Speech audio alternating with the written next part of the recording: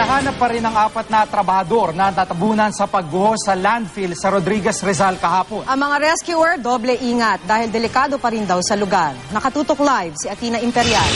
Athena? Jiggy, makikasalukuyan pa rin nagsasagawa ng search and rescue operation sa hinihinalang lugar kung saan natabunan ang 4 na biktima ng pagguho ng gabundok na basura dito sa Rizal Provincial Sanitary Landfill. Napakaliit na porsyento pa rin ng gumuhong basura ang nailipat. Tukoy na raw ng Search and Rescue Operations Group kung saan maaaring natabunan ang 4 na biktimang pinangangambahang natabunan ng bundok ng basura dito sa dump site sa Rodriguez, Rizal. Kabilang sa mga pinaghahanap sina Pablito Esto, Rodovico Ulod, Gary Balahibo at Eddie Malano. Meron pong nagtuturo doon kaya nagko-concentrate po doon yung backhoe operator natin para matanggal agad yung mga basura. Maingat ang Search and Rescue Operation Group sa paghukay sa dump site. Sila man kasi maaaring malagay sa panganib.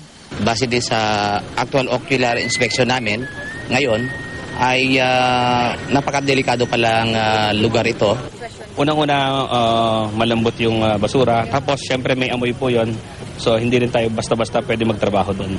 Tulad po ngayon, hindi pa pwede yung mano-mano kaya puro mga heavy equipment vehicle lang yung nagtatrabaho sa ngayon dahil ayaw na natin madagdagan ng casualty. 6 na backhoe at 10 dump truck ang nagtutulong-tulong ngayon para sa search and rescue. Ipinaalam din ng mga otoridad sa kaanak ng mga biktima ang sitwasyon sa dump site.